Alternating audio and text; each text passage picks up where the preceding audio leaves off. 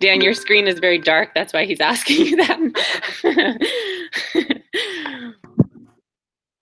Oh, now we can see you. All right. Anyone else with affirmations before we roll forward?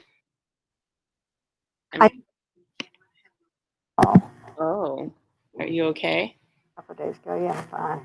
Yeah, I know. Praise God. Duval said she took a little trip, but she didn't injure herself, so that was good.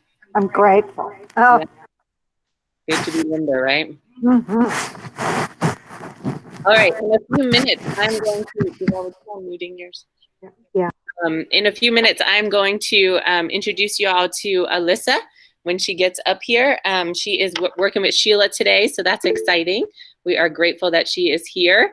Yes, Michelle Gethers, first listing. I didn't see you on the call this morning, first thing, but that is awesome. You want to unmute real quick and tell us about it? Michelle. Good morning, you guys. Morning. It's 40 Benton Lane. It's in Beaufort County. And I know it's not listed on the Beaufort MLS, but it's a nice first starter for me since I've never done a listing before. And thank you, Maggie, and everyone at the office who has been very helpful to me. We are going to make this one work somehow. I'm not sure how yet, but we're going to make it work. I hope so. Awesome. Congrats. All right, guys, let's get rolling into our meeting here. I will give you my gratitude for the day, and that is certainly that I get to go see my family tomorrow. So just a reminder on that. I'm very excited about that. I have, at the point that I get to Jersey, I will not have seen my mom, my dad, my sister-in-law, or my nephew in 255 days. So as you guys know how close I am with my family, that's like an eternity. So I am extremely grateful for the ability to travel and being healthy enough to travel and give my mom a big squishing hug. So I'm very excited about that. All right, let's get rolling. We have a few people to welcome to our meeting this morning online, on the phone, listening in with us. We've got Franny Jenkins, who I hope you guys will all get to meet soon. And I think, I'm not positive, but Freddie Taylor was going to pop in with us this morning as well. These two agents are, well, not agents yet. They're getting licensed right now, both in the online classes.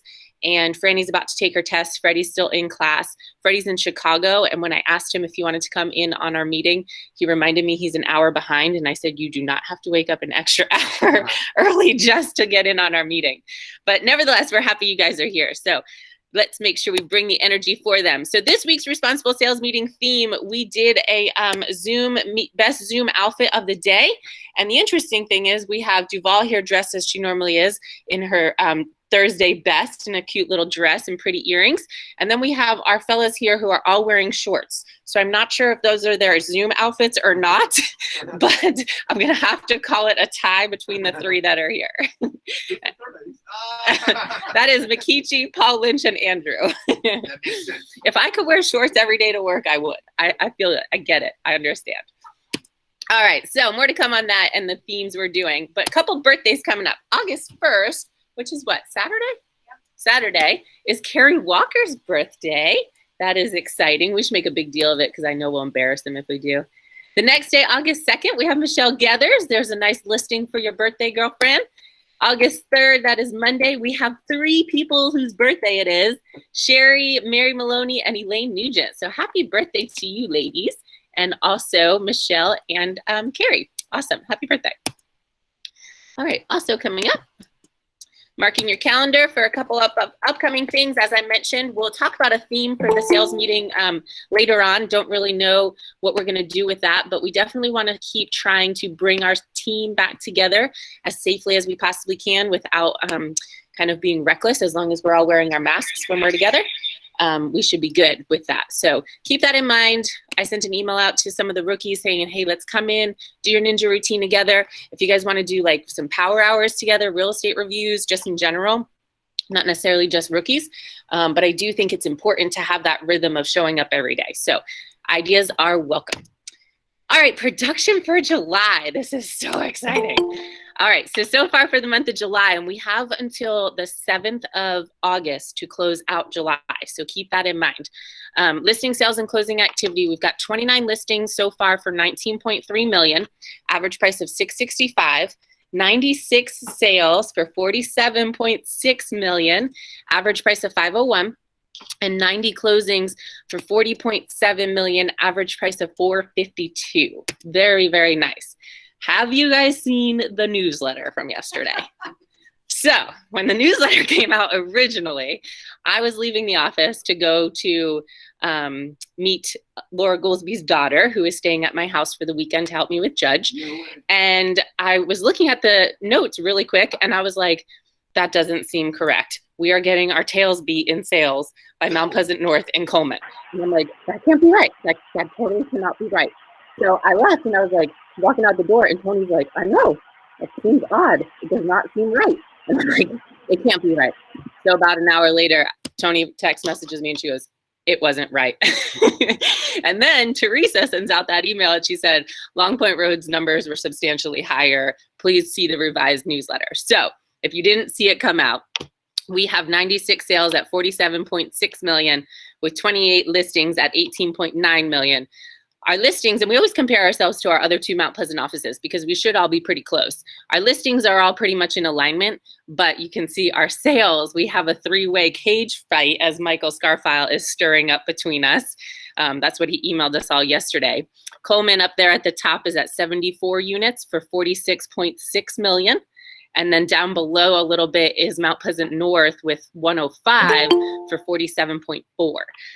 So you guys are doing amazing work. Michael sent an email, as I had mentioned, to me, Tim Walter, and Chris Haviland, and John Garcillo, and Dave Sansom after the newsletter was revised and sent back out. And he said, oh man, it's a race for the #1 spot for July. And I was like, don't worry about it. My team's amazing. Not too concerned. So then, of course, all these emails are going back about how Tim and Chris are going to recruit all of you guys and send you all to their offices. Yeah, right.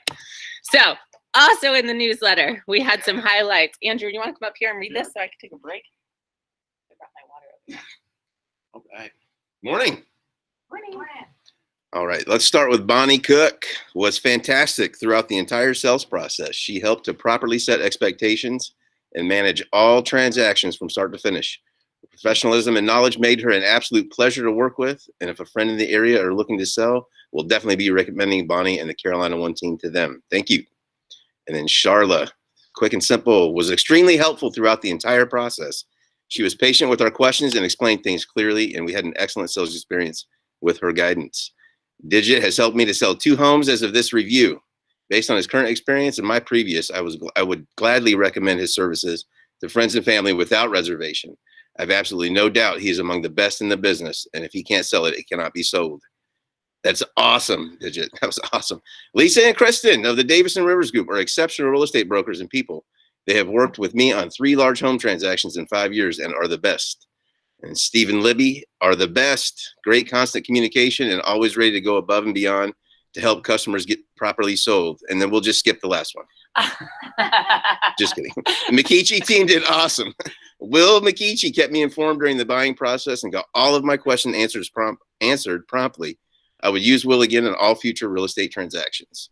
Good job. Pretty awesome. Good stuff. Way to be. It's nice to see you guys in the news and in the press. So thank you very much for your hard work.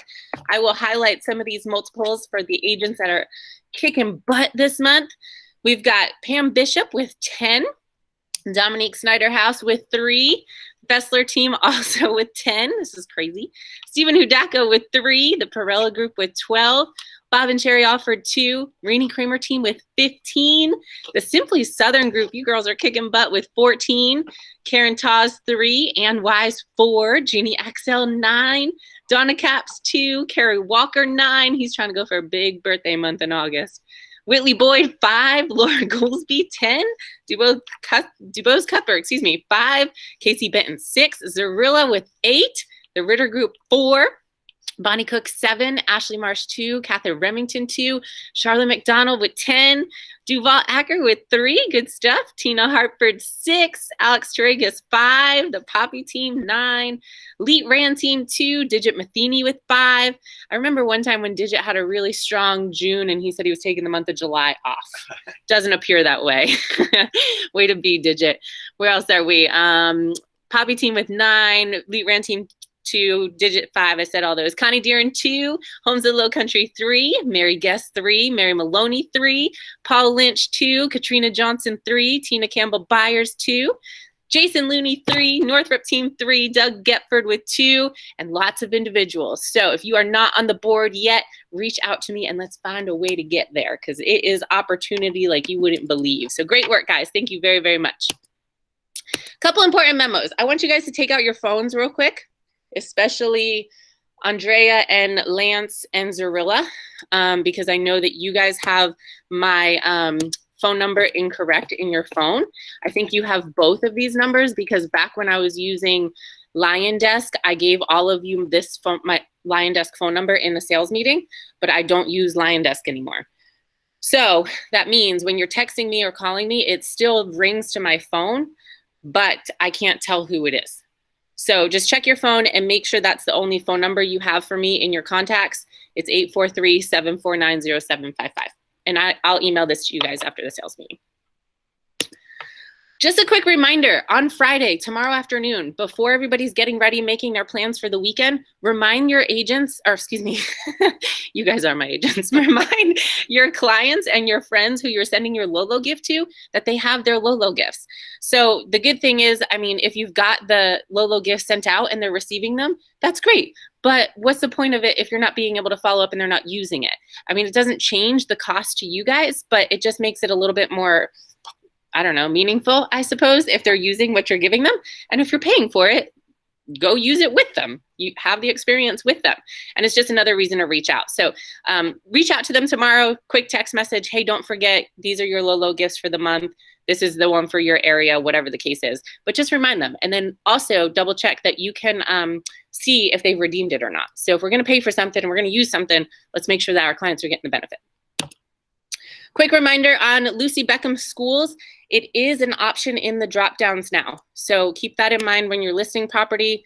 We went through this last week, so we won't really hammer it out, but next year, no, that's this year, this school year. 9th and 10th will go to Lucy Beckham, but 11th and 12th will go to Wando. And then 2021-2022 school year, 9th, 10th, 11th will go to Lucy Beckham, 12th grade to Wando, and then the last year, 2023, all grades at Lucy Beckham. It blows my mind that we're talking about 2023. It's crazy, totally crazy. This is the verbiage for the disclosure on the MLS and also in agent notes. I don't know if I've emailed this out to you guys. If I haven't, just remind me and I will send it out to you. I do have an alert set up on my MLS and I'm gonna do one on Tony and Alyssa's as well. So anything we list that pops up in Lucy Beckham School District, we'll try to remind you to put that detail in there so we don't get hung up. What is the risk in this if we don't have that detail in there?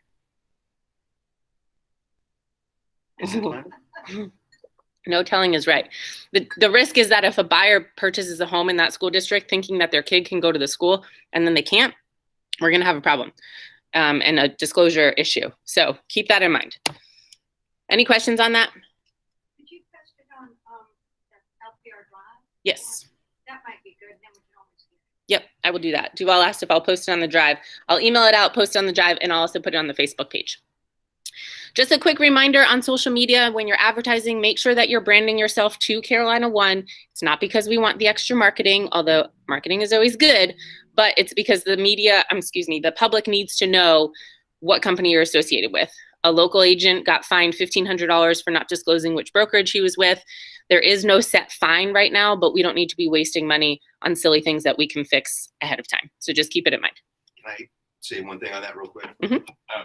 Philip actually called me about this because of our total expert postings that we were sending out. You also cannot repost somebody else's property if it's not properly listed with the correct information. Properly identified, right? Yeah. Yeah. Good point. So if you're sharing somebody's post, make sure that is also properly identifying brokerage. Good questions? I don't have the chat box up. Let me pull it up, see if there's anything going on in there. I think we're good. Okay, looks like we're good. All right, moving forward. Andrew, talk to us about, sorry, I wouldn't have told you to sit down. Hey guys, is everybody busy right now for the most part? Doing something? As such, we're going to talk a little bit about closing delays and process. Has anybody experienced any issues with that?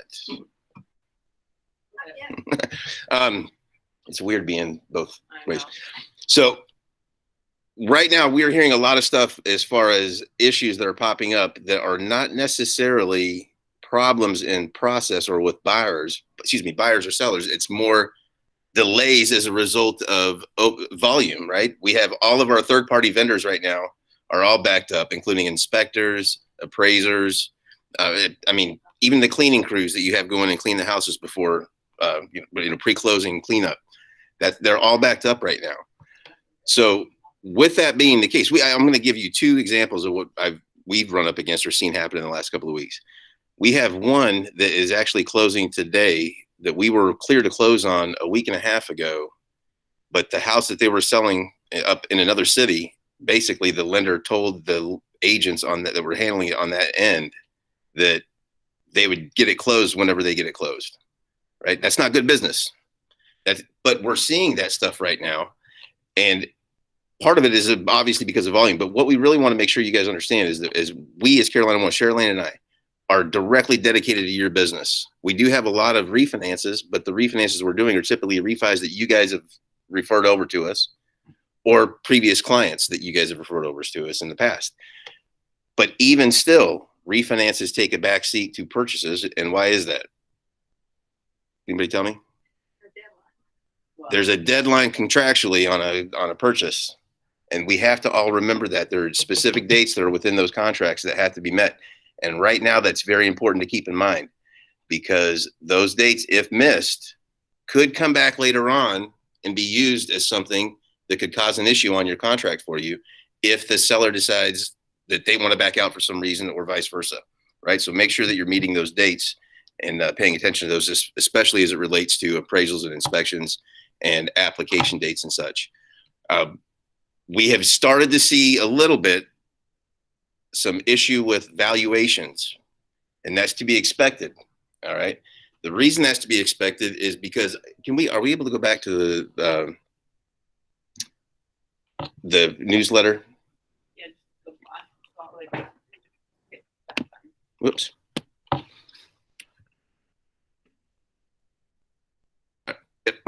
There we go. The reason for all of that is this. I want you guys to look at the two columns here, the units for sales and the units for listings. Just Long Point Road has a spread of almost 70 between the two. We are still way under inventory right now. Low inventory, when it's like that, creates what we've all seen. How many times we talked about escalation clauses and such in the last 2 months, 3 months, because there's not enough inventory, but there are obviously plenty of buyers. So that means that valuations are going to be pushed because there's going to be obviously there's demand, but those values cannot continue to go up rapidly as they would and still be relevant or solid valuations if there's no other inventory to compare it against, right? So be aware of that when you're pricing. Trying to push the market right now may not be the best idea, but make sure that you're cognizant when you're putting in your contracts, the dates that you are putting in there, that you're giving yourself enough time as well for those things to be done in light of third party and vendor timelines right now. All right. So I put this slide in here as just as a visual to really drive it home. The process is always a domino effect, right? We don't want to be the house. We don't want to be the last house that is not going to fall because the others didn't go well. But we also don't want to be the cause of another house not going through. We have not missed closing dates yet, unless they were, hey, Sheila. Hey, Alyssa. We have not missed closing dates unless it was a result of another issue outside of Carolina One. So be mindful with everything that's going on right now. It dawned on me the other night, I was laying in bed and it dawned on me that really the benefit that you have with us is not just that we're in the office, because obviously right now we're not, for the most part. Most of you all aren't in the office either, as far as easy access, but we're still accessible. And especially given what's going on right now with how everybody's emotions are on edge, and just with everything going on in the world, and then the processes, and then frustrations with missed deadlines and different things like that. Everybody's emotions are on edge. We realize that. Give everybody some grace in that. Be mindful of who you're working with. We're all working toward the same goal, and utilize your partners to the best of your ability. The process right now, because of how much volume there is going to absolutely shine a light on bad lending, for lack of a better word. All right. And the reason for that is because people they don't have the ability to scramble like they would before, or cover mistakes like they would before, because it's too fast paced right now. That's the experience, and the benefit you have in the experience with Sherilyn and I being here is knowing how to overcome some of those stumbling blocks that pop up during the loan process. Oh, Sherilyn, you want me to run with it? All right. Sure. Thank you this week. Did you have anything to add? No, I think you hit it all. We have not missed a closing all year, so we're here for you guys. Thanks for your business. All right, closings. Stephen Hideko. I have to tell you a story on this one really quick, actually, is just to tie up what we were just talked about.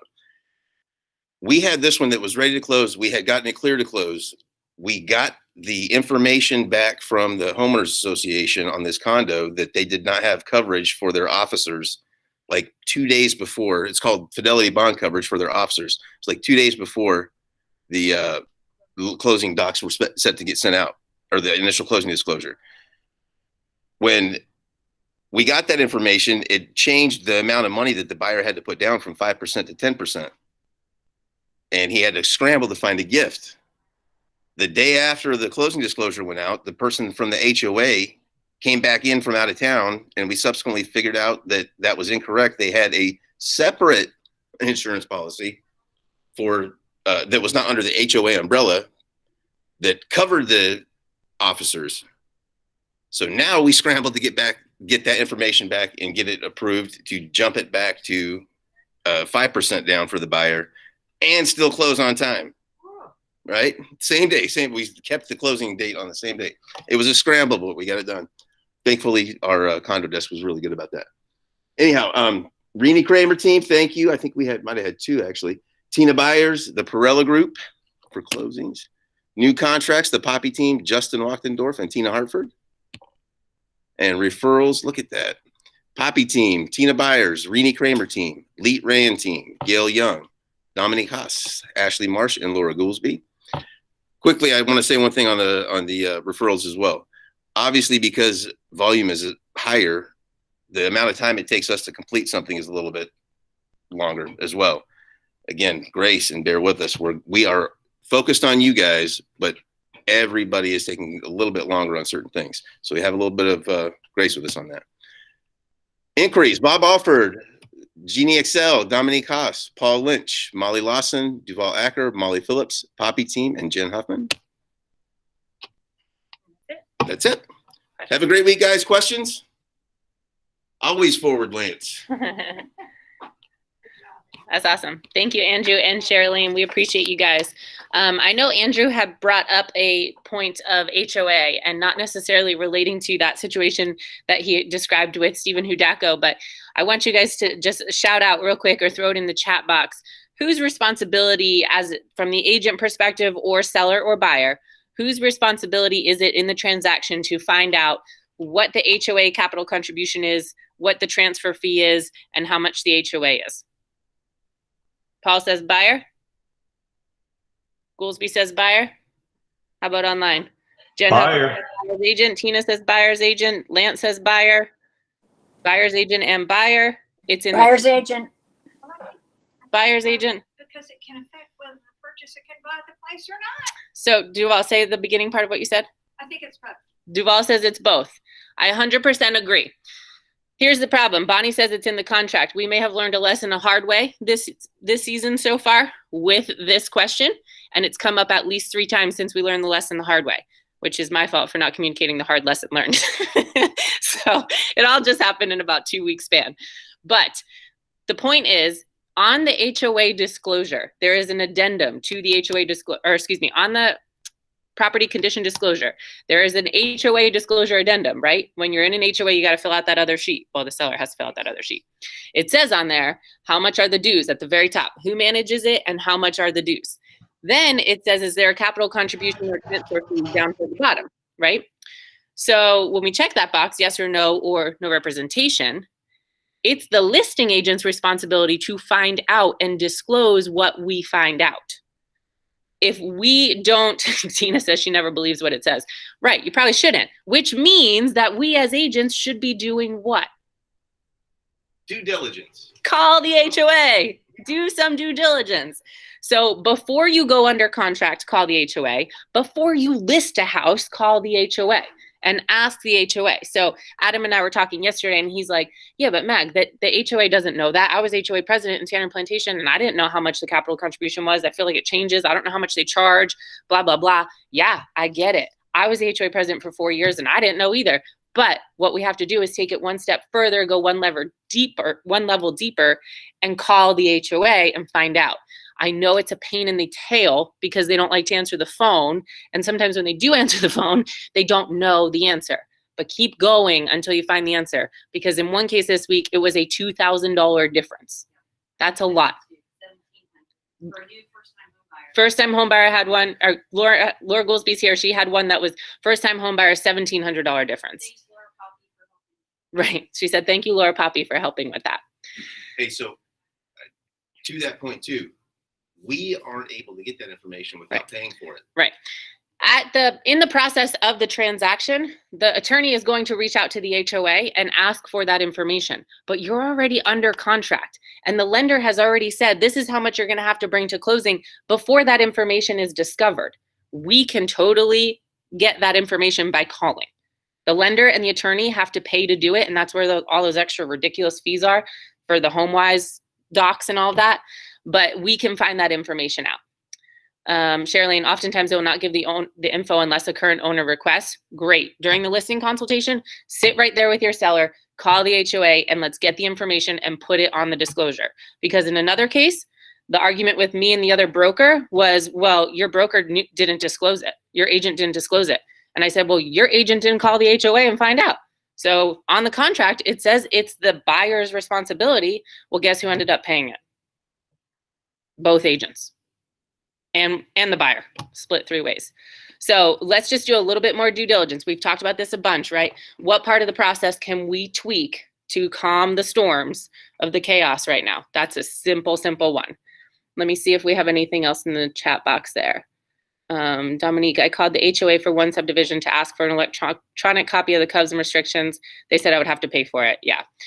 That's exactly what Andrew was talking about. They're a little bit tough and stringent, but if you are a representative of that HOA, meaning a homeowner, and you pay to be a member of that HOA, you have the right to all of that information, so they cannot keep it from you.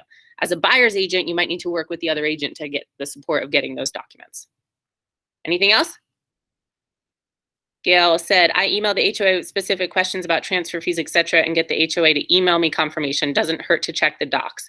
You're absolutely right. Gail, if you have a templated email, would you mind sending it out to share? That would be great. All right, point proven there. Don't underestimate the value of reliable partners in our market. That is obviously lenders. That's a huge portion of it, but also insurance and attorneys. We shared this last week about insurance. Reach out to them with any questions. We had a couple questions about flood zones lately.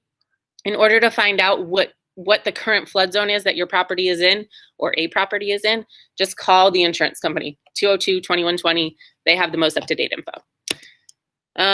We don't have to harp on this any more than Andrew already has. Just provide a little bit of extra time for closings. Kessinger and their team over there are still hustling and doing everything they can about that stuff. Point. Sorry, I didn't mean to interrupt you real quick, but that's another point. Schedule your closings from the day you get the contract. Yes. Don't wait. Right. Schedule closings early. Shop for insurance early. What'd you say, Laura? I I wasn't Scheduling for sure. All right, virtual caravan. We've got some new listings this week. Lance, tell us about Wood Creek. What you got? Good morning, LPR. This is a lovely little listing in the Elms of North Charleston, a premier active 55 plus community. 1,651 square feet, 2 bedrooms, 2 baths. As you can see from those pictures, if you're facing the house on the right-hand side, it butts up to some woods, so you have no neighbors over there. Also the same thing in the backyard. So it butts up some wood. Very serene there, kind of an oasis right there in the middle of North Charleston. We are selling this one for $240,000, and it's a great buy. It's ready to move in. There's nothing wrong with the house. Send me a buyer. I know there's 55 plus people flowing into this Charleston area for retirement purposes and whatnot, second homes. Send me a buyer. This one won't last very long. So that's all I got. That's awesome, Lance. Congratulations. Thank Charlene, you very much. you are the king of the elms. Don't take that word. Don't take that word king to mean anything close to Elvis. I prefer Prince. I'm a younger man, you know. Oh, Lance. Never a dull moment. All right, Lauren Zarilla, I know you're on here, girl. Tell us about your new listing up in Hamlet. LZ. If you're talking, you're muted, Lauren. I know she's on here. All right, well, she's got 1553 Gulford Court, 4 bedrooms, 2.5 bath, 2744 square feet, listed at $585. Looks like it's got some nice curb appeal. You know, Lauren is the queen of Hamlin, so if you've got listing inventory in there, or buyer inventory, excuse me, buyer needs for that area, reach out to Lauren. She's got this nice one listed at $585. 14 Murray Boulevard. Jason Looney, did you join us this morning? Yes. Tell us. This is my friend Christopher's mom's house. Nice to keep contacts for a long time, right? We just listed this. It's sits up pretty high on Murray Boulevard. Murray was created in the early 20th century, and this house was built in 1972. She's kept it really nicely, but what's great about this one, it doesn't have a high price because it hasn't been redone since 1990. So you can get in there and do whatever you want to. It's not been touched by somebody else. You can pick whatever you want to for that kitchen, or keep it as is. Is that nice? It's very nice. If that's your style, right? If that's your style. Fantastic water views. The master, all 3 windows on that top floor, that's the master bedroom. It overlooks the water, and it's pretty spectacular. Very nice. Congratulations. I know you've been working hard on that one. Thank you. For those of you on the phone, that's south of Broad, 5 bedrooms, 4.5 bath, 3,585 square feet, listed at 2,895. Good stuff, Jason. All right, we had a couple of in the chat box have wants and needs. Bonnie Cook, if you have a listing coming up in Tea Farm, please let her know. She's got buyers who are ready, but they only want Tea Farm. It looks like we need somebody to meet. You are not muted. Okay, I think we're good. Anybody else have wants and needs? Anybody here? Thorn, Will, Tina? Thorn, Maggie? Yes, go Hello? ahead. It's Mary Guess. I want anybody who has anyone looking on James Island, please to remember 401 Harrods. It is a 4/5 bedroom house, great corner lot. We've reduced it to $560. They are negotiable. Great school district, right off of Harborview Road, close to the city. Bring it on. We're about to go crazy to get this one sold. So bring it on, y'all. Thank you. Good stuff, Mary. Bye. Maggie. Go ahead, Greg. Hey, Abby and I are listing a house. It's new. The lady bought it new construction about 14 months ago in Dunes West. It's right on the Wando River. She had a dock and put in place. The house is basically brand new. She's never lived there, She started to decorate it, put some furniture in there, and found out they were not going to be moving here. We listed it. We just listed it a few days ago. It's going to be active in MLS on Monday. It's 1.45. And I mean, the house is beautiful. It's a little over 3,000 square feet. It's got, double porches on the back, and just incredible view all up and down the Wando River. So if anybody's interested, let me know. Very nice. Tina had it in here, buyer need waterfront with private dock under 950. So Greg, if you could just get them to reduce that price down a couple $100,000, that would be perfect. No problem. Digit still has a buyer need in Back Bay Village, Cathedral Oaks, or Casina up to 1.5. How about Dunes West? Fessler's got one for you. Thorne, you got one? The woman I was talking about last week.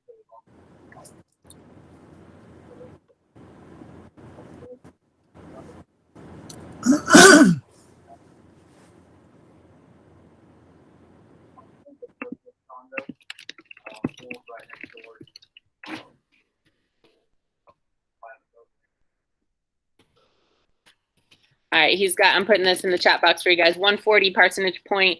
It's an N unit private boat landing, plenty of parking. So reach out to Thorne. Where is Parsonage Point? Off 61 by Beast Ferry, before you get to Beast Ferry. Maggie. Yes. It's Bob.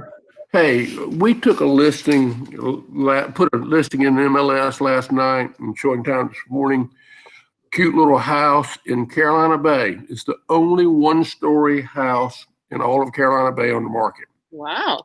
$355,000, move-in ready.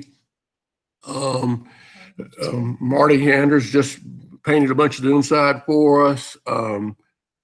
Just over 2,000 square feet, little pond lot. So it's live and ready to go, vacant. Nice, very good. Bob, double check the MLS there and see if there's any master down units. If not, that's some pretty strong advertising where you can say no. It's a one story, yeah, and yeah, there are only about 12 or so total for sale. Nice. This is the only true one story. Gotcha. What's the address? 1522 Pixley. Sell it, Jason. Oh, you want it? I thought you had one. Yeah, and thank you to Alex's husband, Marty. Got on it real quick for us. We had some very colorful rooms with colorful ceilings. Hey, that's personality, right?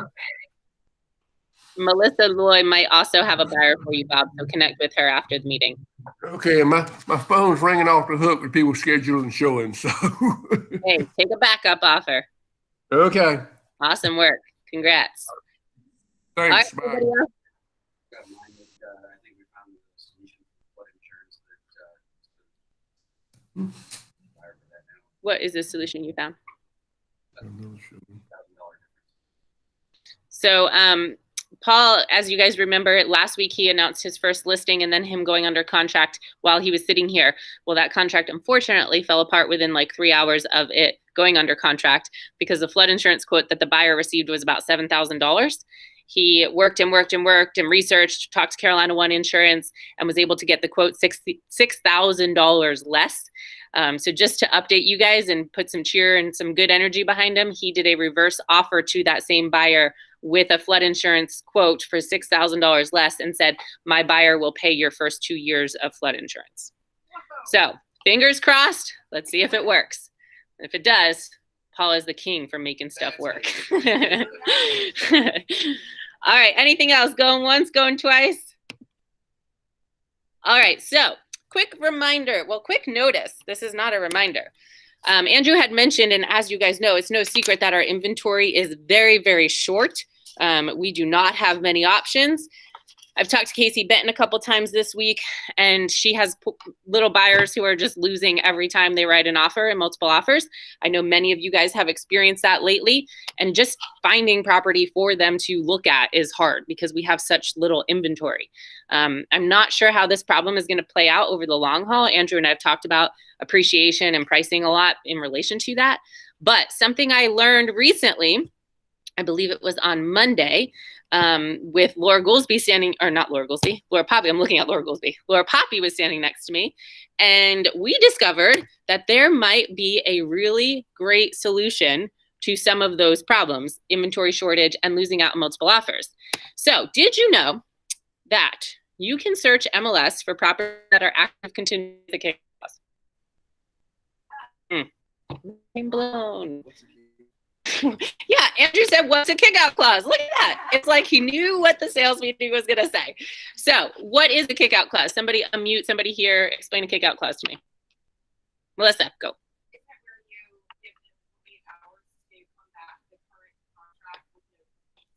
Yes.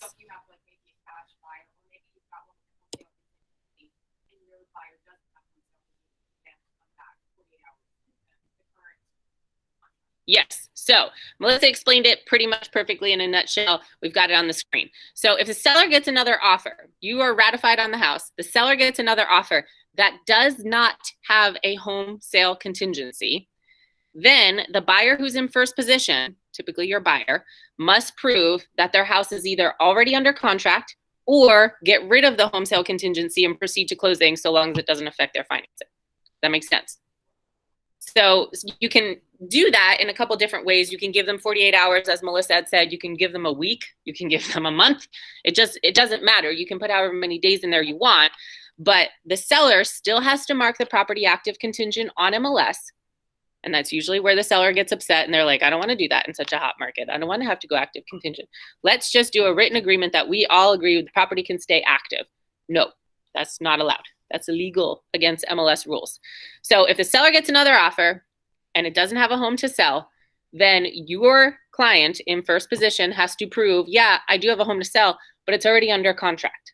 Or they have to say, okay, Tina, I'll get rid of my home sale contingency because it doesn't affect my financing. I just feel more comfortable if it's sold, and I'll proceed to closing. Okay. So what form do you use for a home sale contingency? Home sale contingency form. The home sale contingency form, Form 504. World's most confusing form. So complicated. I don't know why. But the kickout clause is the last paragraph of that form.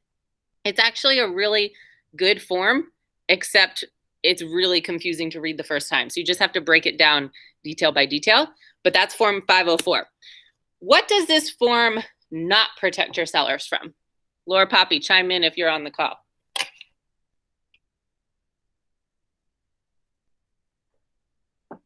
Not all at once. You're overwhelming me with your response.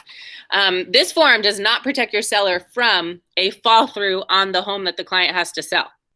So if Andrew has to sell his house and he's under contract to purchase Thorne's listing, and his house is Andrew's house is already under contract with whoever, okay? And Andrew's contract on his house falls apart, which is considered domino 1. Thorne's seller does not have the right to go back on the market and terminate the contract. Okay, so that kind of stinks. The buyer has to terminate. The buyer and seller have to agree to terminate the contract, but Jen Huffman is potentially experiencing this week. But the buyer probably doesn't want to terminate the contract. Andrew still wants to buy Thorne's house. It's not his fault that the buyer of his house screwed up and can't purchase, right? So it gets a little complicated in that respect. What do you have to do in that case? If Thorne's client's like, I need to go back on the market because I have a deadline to meet, and Andrew's like, well, I have to go back on the market to get my house back under contract, what happens? Can Thorne stay active? I mean, can Thorne go active? AC. If both parties agree to release the contract and terminate, yes, Thorne can go back on the market. But until that happens, or until the closing date passes, Thorne's client is still active contingent and Andrew still gets to hustle to sell his house. Right. Quick question on that. Mm-hmm. Is that only for home sale contingency, or can you use it for any contingency? Only home sale. Questions on this so far? It's almost happened, and it has happened a couple times this week and last week. So if the home that has to sell is already under contract, then you can become a backup offer to that current active contingent, okay? That would be Form 391.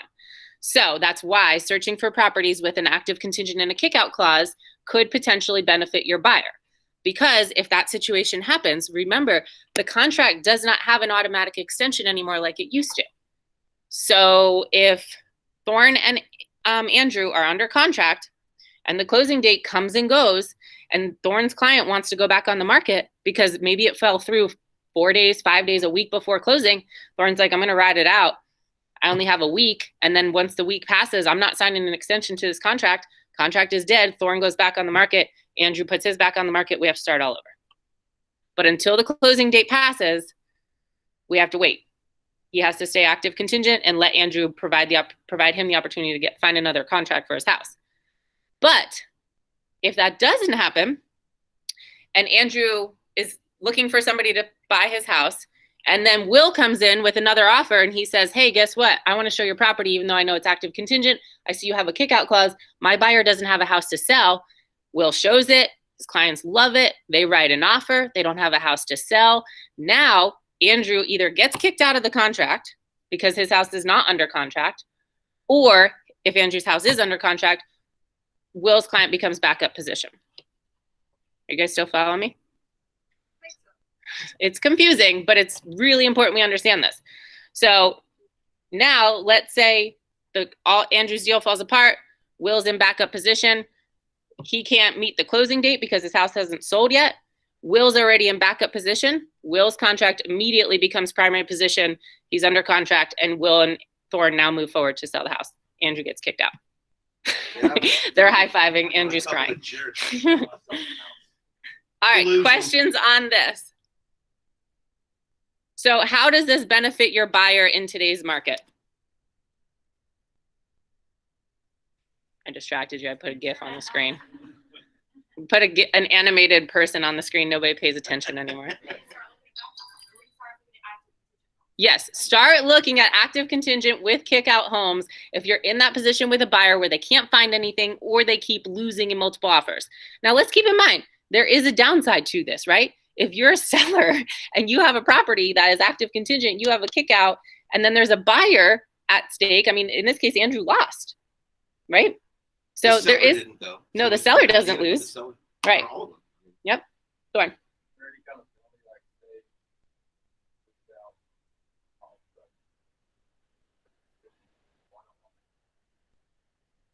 Doesn't matter. Just like a typical deal. Thorne's question was, what if Will moves up to first position, then changes his mind and says, I don't want it anymore? He's already ratified. It would be just like a typical breach of contract. Whitley says this gives an opportunity to steal a base. Question, Melissa. You don't have to have Form 504. No, it's very confusing. I understand that, but it doesn't give the seller additional protection in this scenario. So I understand it, but the contract does say, yes, I have a home to sell and Form 504 is or is not attached. All right, so let me show you guys how to do it, how to search for active contingent properties with a kickout. See if this plays. There's no sound. Maybe. All right, so you're gonna go on MLS, go to quick search. Once you're in quick search, you're gonna go down to your status, change that to active contingent. Notice there is not a status for active contingent with a kickout. You're gonna put in your details, list price, whatever, maybe 50.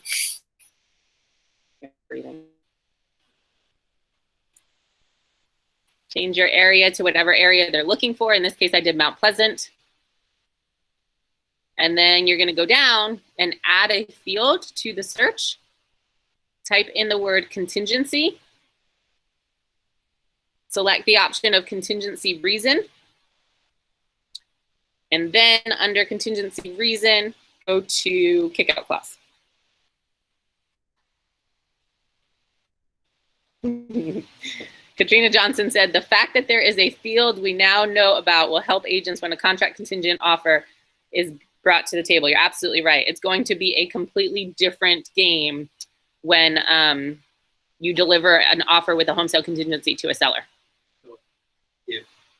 So if you put a backup offer in, that doesn't, it's not effectively ratified. Mhm.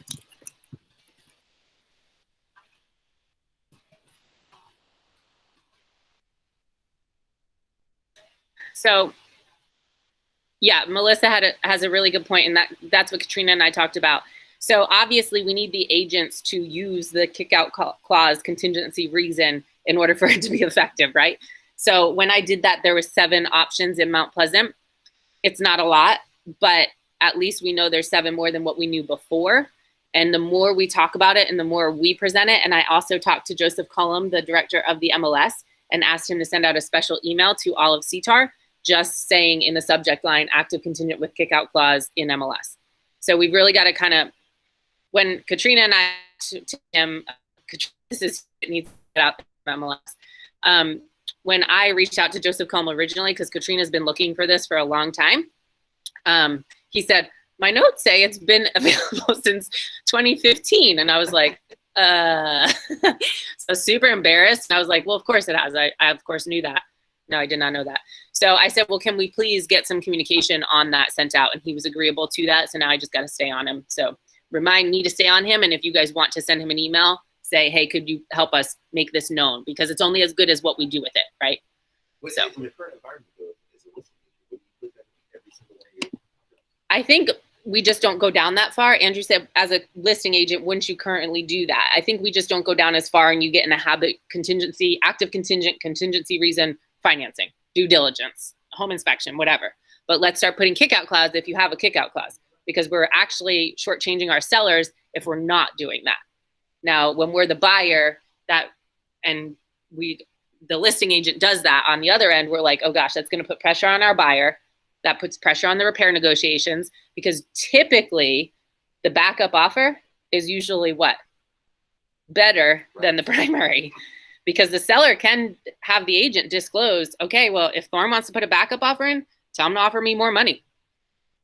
Okay. And as a listing agent, say, hey, you got to come up above at least 350 because we're under contract at 350. You got to do it if the seller tells you to do it. So a little tricky, but if we're shortchanging our sellers, we got to be mindful of that. Any other questions on this?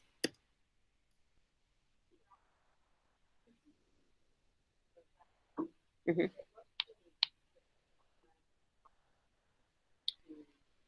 So Tina's question is, once you ratify a backup offer, at what point does it automatically drop in to become the primary offer?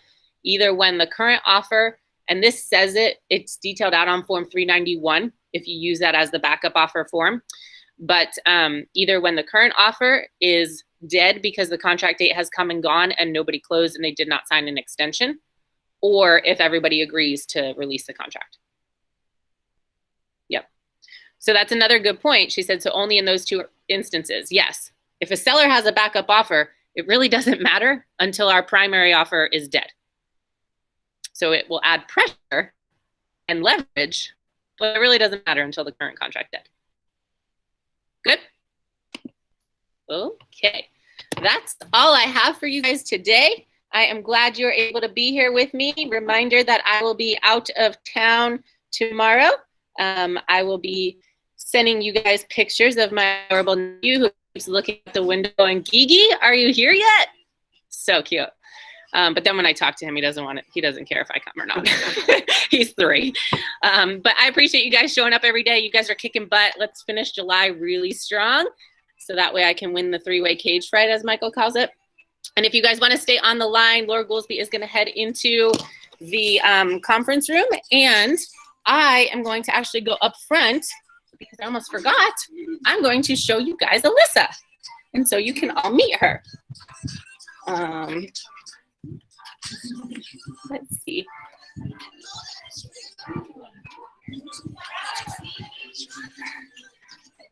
Okay, here's Alyssa. Can you guys see her? Hello, Alyssa. You guys can unmute and say hello. Hi, Alyssa. All of them. Hi, Alyssa. Welcome. Hey, Alyssa. Hi, Alyssa. Welcome, Alyssa. Welcome. You. We are glad you're here. Welcome to the girlfriend. Welcome, Alyssa. mine. Laura is going to. Can I show everybody your shoes? Those Laura- are awesome shoes. Laura's excited about my shoes. They're a little high today. And I a little know they're bright and crazy. colorful. I love them. I appreciate you guys. Laura's going to take over, and I will catch you guys soon. Would you rather me pull it up on my phone so you can have your computer? No, I don't need it right now. I got Okay. something on there. Okay. Well, great. Have fun with your family, Maggie, and be safe. Stop the recording. All right. Thanks, guys.